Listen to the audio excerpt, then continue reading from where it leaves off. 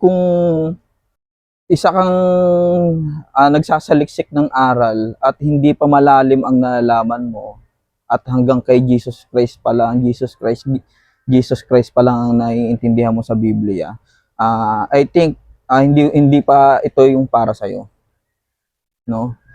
Kasi ang pag-uusapan natin dito is yung tungkol sa iba't ibang pangalan ng mga Diyos.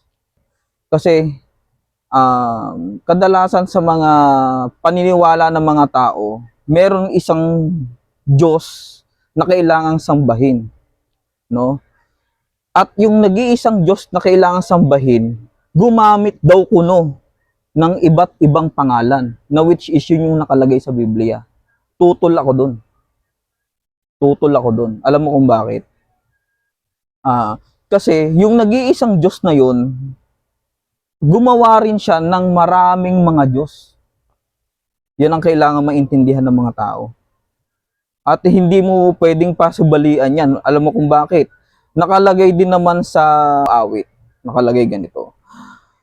Ang Diyos ay tumatayo sa kapisanan ng mga Diyos. Siya'y humahatol sa gitna ng mga Diyos. Paano mo ipapaliwanag yung verse na yan? Di ba? Na kung may nag-iisang Diyos at meron ding mga Diyos at kapisanan ng mga Diyos. Di ba? So, kaya mo ba akong paniwalain na yung mga Diyos na ginawa ng Diyos, no? Walang mga pangalan? O bibigyan kita ng example, Di ba karamihan naniniwala na sinugo si Jesus Christ? Di ba? Sinugo si Jesus Christ.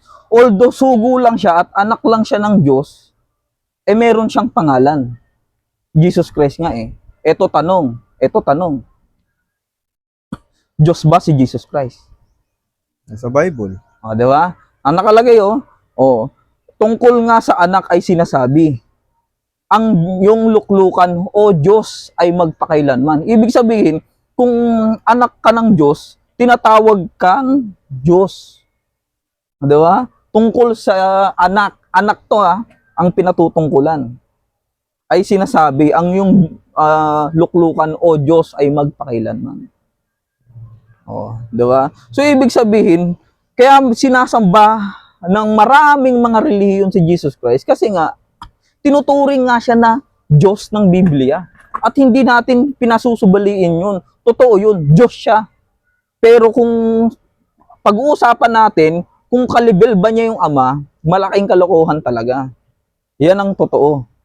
Yan ang totoo dyan. Hindi pwedeng ang tawag lang sa kanya, Diyos Anak. Ayan kailangan na maintindihan ng mga tao yan. Diyos Anak. At ibang-iba yung Diyos Ama dahil ito yung kailangan paglingkuran, sambahin, at kilalanin ng marami na siyang pinakilala nitong anak.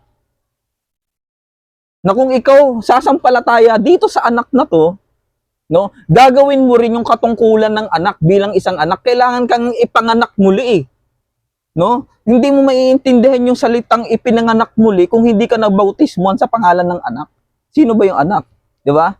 O kailangan nga ninyong mabautismuhan sa pangalan ni Hesukristo sa ikapagpapatawad ng inyong mga kasalanan at tatanggapin ninyo ang kaloob ng Espiritu Santo. Kinakailangan ninyong mabautismuhan sa pangalan ni Hesukristo. 'Di ba?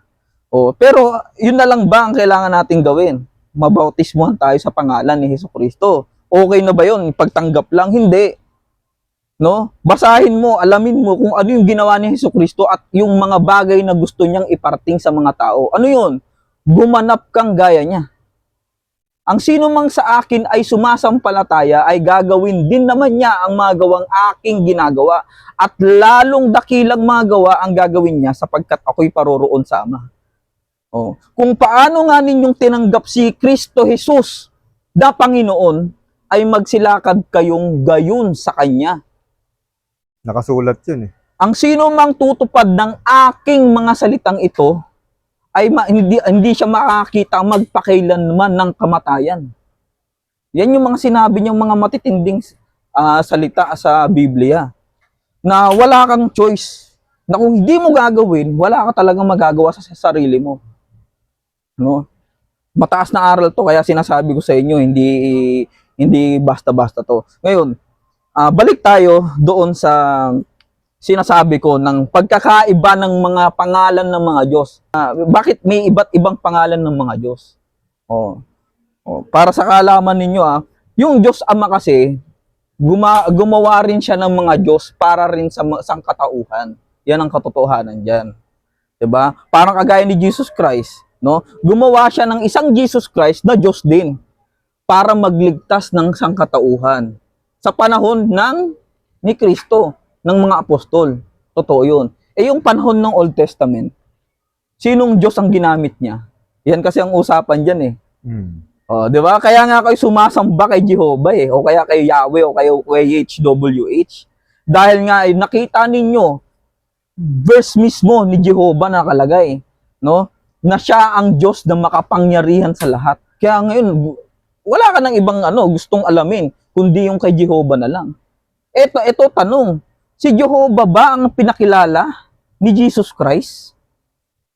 Kahit kalkalin mo ang buong New Testament, wala kang makikitang Jehovah. Yan ang sinisigurado ko. No? Pero may nakalagay sa Biblia ganito, at walang taong nakakita kailanman sa Diyos. Ang bugtong na anak na siyang nasa sinapupunan ng Ama, siya ang nagpakilala sa Kanya. Sino ba yung bugtong na anak na yon na pinaniniwalaan ng mga tao? Na siyang nasa sinapupunan ng Ama, di ba't si Jesus Christ? Eto tanong, ang sabi, ang bugtong na anak na siyang nasa sinapupunan ng Ama, siya ang nagpakilala sa Kanya. Ibig sabihin, nagpakilala yung bugtong anak ng iisang pangalan. Ito naman ang sabi ng Jesus Christ mismo, nagsalita. Nasa 1:17:6, no? Nakalagay ganito. At ipinakilala ko sa kanila ang iyong pangalan sa mga tao at ipakikilala ko. Ito tanong, ano yung pangalan na yun? May narinig ba kayong ni isang pangalan na nakalagay sa Old Testament na ipinakilala ni Jesus Christ? Ayan kasi ang mabigat na tanong yan eh. May makikita ka, Diyos, na pangalan ay Jehovah. Diyos na ang pangalan ay Yahweh o YHWH na yan. Na siyang pinangangalandakan nila. Ultimo yung sinasabi nilang pangalan ay Ama. I-discuss natin yan sa kabilang video. Di ba? Pero ito tanong, sila ba ang Diyos na ipinakilala ni Jesus Christ? Kasi yung highest na raw yung pangalan na Ama eh. Kaya hindi nila nakikilala sarili nila. Dahil malayo sila sa totoong Diyos. Tumatawag sila sa pangalan ng Ama sapagkat nalalaman nila na ang Diyos ay malayo sa kanila. Nakalagay rin naman sa Biblia, alang-alang sa katotohanan na nananahan sa atin at sa atin magpakailanman. Di ba? Ano yung katotohanan na nananahan sa atin? Pinaliwanag ba ng mga pastor yan? Pinaliwanag ba ng mga ngaral yan? Nananahan sa bawat tao? Actually, hindi naman talaga nawala. Nawala lang nung nakaalam ka ng mabuti at masama. Pero simula sanggol ka, kaya nga lahat ng sanggol, pag namatay, ligtas lahat eh. Di ba? Walang iimpyernuhin ng Diyos dyan. Ang tao lang talaga ang ang kusang humiwalay sa Diyos. Dahil sa pagkilala niya ng mabuti at masama. Yan ang katotohanan dyan. So ngayon, balik tayo ulit sa mga pangalan. Uunti-untihin lang natin para maintindihan ninyo. So kayo bilang mga nanonood ng bidyong to, siguro naman kung ikaw naniniwala kang Diyos si Jesus Christ, no? Ibig sabihin siya talaga ang totoong sinugo ng Diyos.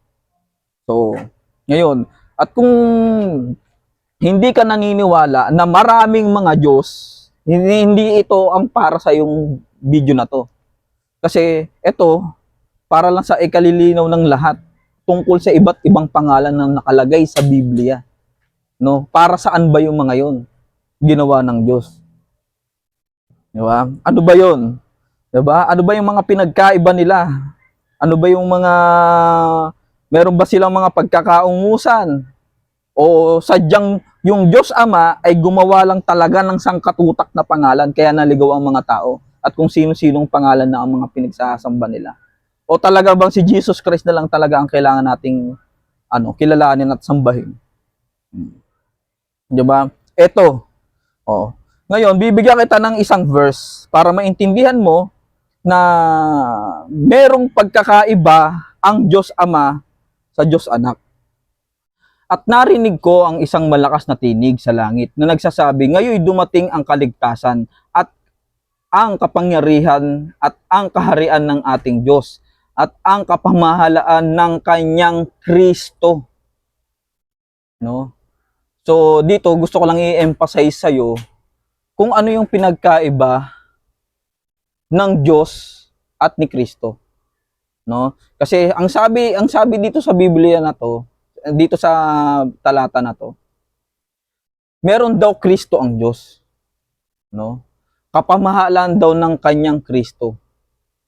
So, ibig bang sabihin kapag sinabi mong kanyang Kristo, yung Diyos Ama, siya na rin ba si Kristo? Hindi, di ba? Oh, alam mo kung bakit? Kasi meron talaga siyang ginawang Kristo na binigyan niya ng kapamahalaan sa mga tao. Ayan ang gusto kong i-emphasize diyan, yung pinagkaiba ng Diyos Ama sa Diyos Anak, no? Na hindi porket sinabi niyang kanyang Kristo, siya na rin yung Kristo. Okay?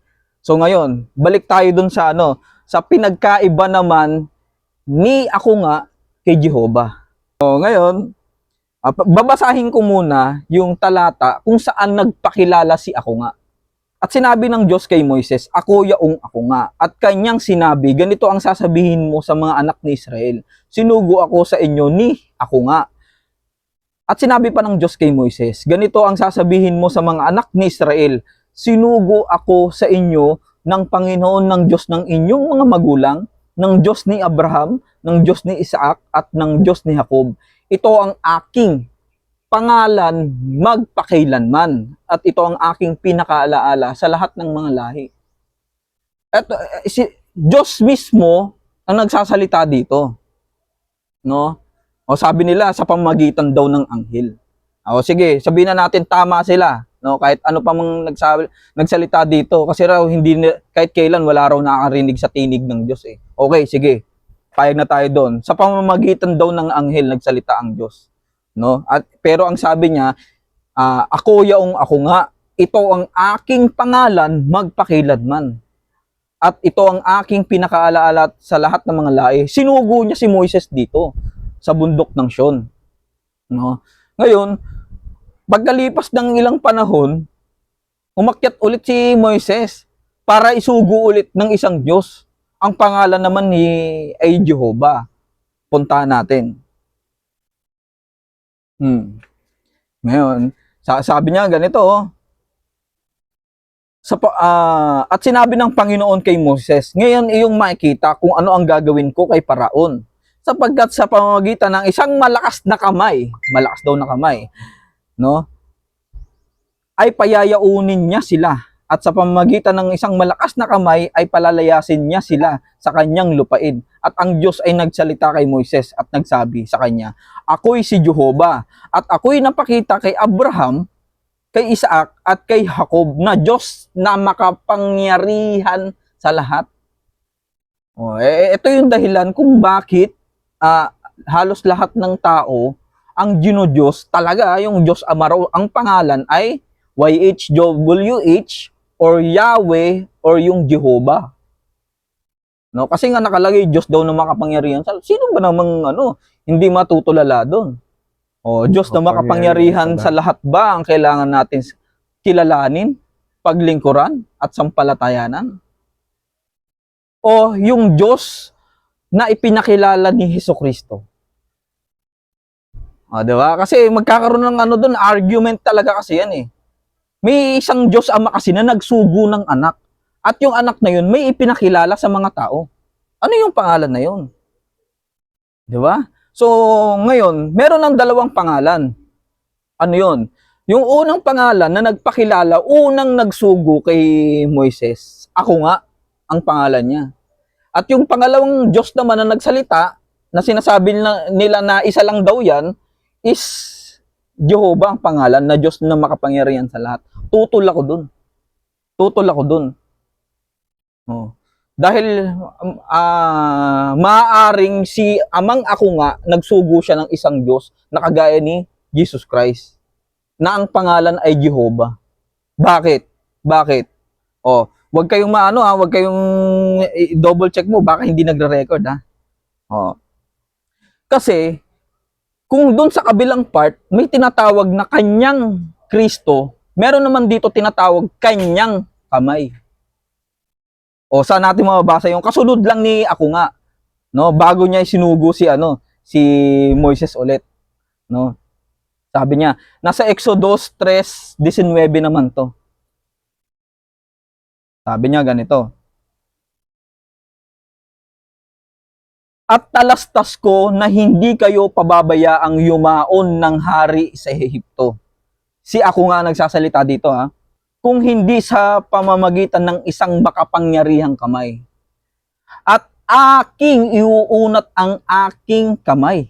Sabi niya at sasaktan ko ang aking Ehipto. So ibig sabihin, si amang ako nga, yung Diyos na ang pangalan ay ako nga, meron daw siyang kamay. Nagets mo? Meron daw siyang kamay. Jehovah yun. Oo. Ngayon, yung kamay na yun, nagsalita sa kabilang verse. Ibig sabihin ba, na kapag sinabi mong kanyang kamay, siya na rin ba si Jehovah? Nakuha mo yung argumento? No?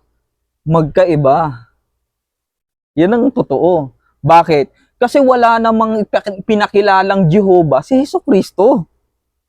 Kundi ako nga. Paano niya pinakilala si ako nga? Hindi niyo ba nakikilala ako? Ni ang aking ama. Kung makilala ninyo ako, ay makikilala nyo rin ang aking ama. Naparito ako sa pangalan ng aking ama at ayaw ninyo akong tanggapin. Kung marito ang ibang pangalan, ay saka ninyo siya tatanggapin. Yan ang mga linyahan ni Jesucristo nang ipinakilala niya si Ama. Ako at ang Ama ay iisa. Siya ba yun? Si Jesus Christ ba at ang Ama ay iisa? Hindi. Yung salitang ako at ang Ama, iisa yun. Yun ang totoo doon. Kaya doon sa mga nagsasabi, si ako nga at si Jehovah, iisa lang daw, malaking kalokohan yan. Yan ang pasusubalian ko. Hindi nagbabago ang pangalan ni ako nga kahit anong panahon at kahit ilang salit-saling lahi. Kaya nga niya sinabi, nakalagay sa Isaiah 42 verse 8, ako ang Panginoon na siyang aking pangalan. Nasaan yung pangalan doon? At ang aking kaluwalhatian ay hindi ko ibibigay sa iba o ang aking mangkapurihan sa mga larawang inanyuan. Yan yung Diyos na sinasamba natin, na siyang ginagamit din ng iba't ibang mga reliyon. Pero yung verse na yan, kay ako nga lang yan talaga. Ako sa makutwid bagay, ako ang Panginoon at liban sa akin ay walang tagapagligtas. Yan ang yung Diyos natin. At ito pa yung tanda niya, 43 verse 7. Nakalagay ganito. Bawat tinatawag sa aking pangalan at yaong aking nilikha, ay sa aking kaluwalhatian. Yaong aking inanyuan, yaong aking ginawa. Bawat tinatawag daw sa aking pangalan, hindi iglesia yon, kundi ako. Yung salitang ako, pangalan ng Diyos, lahat ng tao, pansinin mo, lahat ng tao, kahit anong lingwahe ka, kahit anong bansa ka, may sarili kang ako sa buong pagkatao mo. Pero hindi mo nakikilala. Yan ang katotohanan dyan. Yun yung palatandaan ng Diyos sa bawat isa. Whether nakakilala ka man ng katotohanan o hindi, may palatandaan ka niya.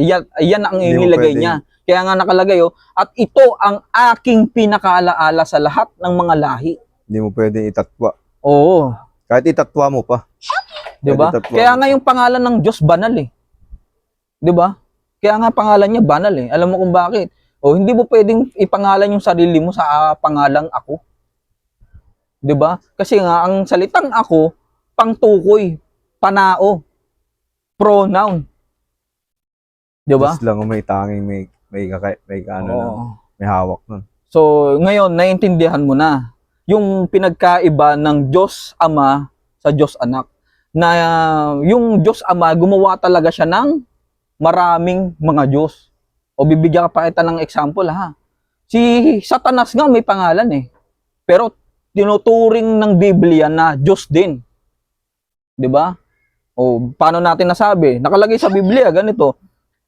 Na binulag ng Diyos ng sanglibutang ito ang mga hindi nagsisisimpalataya upang sa kanila'y huwag sumilang ang kaliwanagan ni Kristo na siyang larawan ng Diyos. Nakalagay sa Biblia yan.